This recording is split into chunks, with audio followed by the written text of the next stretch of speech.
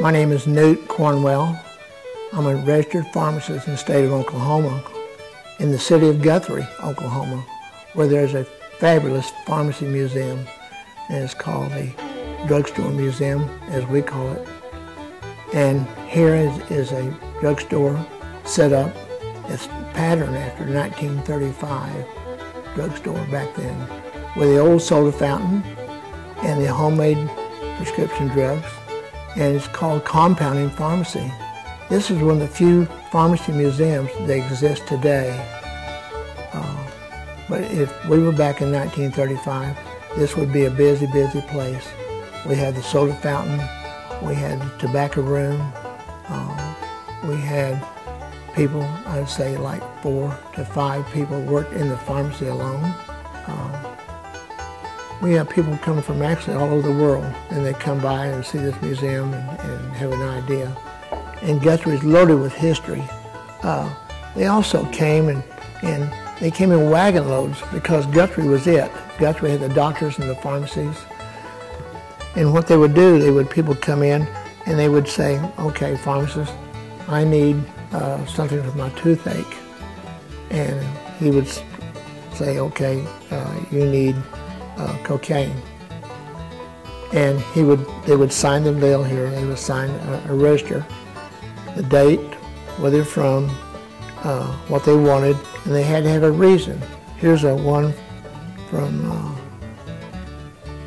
Pittsburgh River, Oklahoma, and he bought cocaine. His name was Wallace, and he gave a reason. He had a habit, and he was here almost every month. This is a laboratory with a pharmacy main parlor. This is a pharmacy that made everything except what they could buy over-the-counter stuff. But they could take care of 10,000 people with this pharmacy. And these powders, they said at the time they could do it. They had all. They had potassium for strength. They had cough syrups. They determined how to do it with codeine syrups. This is a red bone marrow for iron. They mixed it up and they mixed the flavor for it.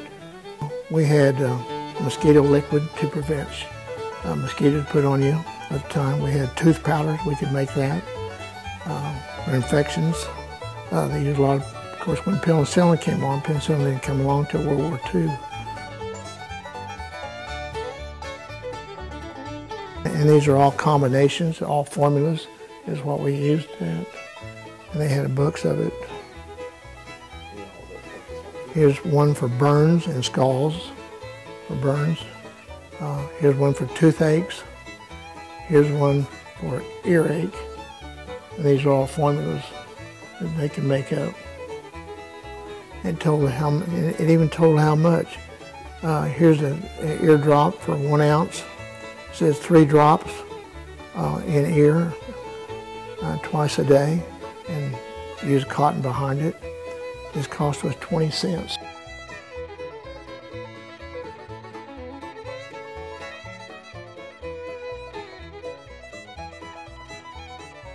A lot of the soda pop that were made today, the Coca-Cola, the Dr. Pepper, root beer, sarsaparilla, all have come to, they were made for a reason, and what they were made for was for medicine. The Coca-Cola was made because the people had stomach aches, and they used cocaine in the drink, but the drink was so bitter that they had to use a syrup. And the pharmacist that developed Coca-Cola, he developed a Coca-Cola drink, and it made it palatable, made the drink really well, and they drank it, and the stomachache went away. Of course, they drank too much, they got a little addicted to it.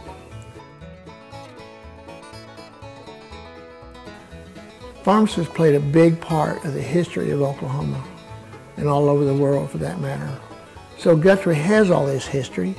We have all the papers, we have all the different drugs like cocaine and a lot of narcotics here. This drugstore museum has been the work of so many people all over Oklahoma have brought stuff through us, and everything's labeled back here, and who donated it to us and what their use is for. We want to say this, that Guthrie has everything you'd want to say. We are a destination city, and we expect you to come to Guthrie. And when you come, you'll see many, many things, especially our great museums, and especially the Pharmacy Museum.